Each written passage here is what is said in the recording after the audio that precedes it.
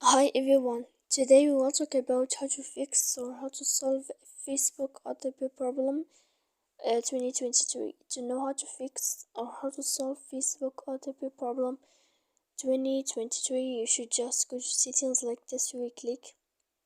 After that, in this page, you will go to apps, default apps, app settings. When you will see this list, you will go down to find the application of Facebook and you will enter. Then in this page here, you will go to click for stop. When you will end this, you will enter to storage. After that, we click clear cache. Then you will go to click clear data.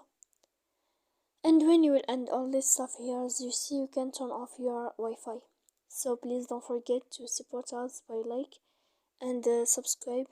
See you next time in another video. And thank you for your attention.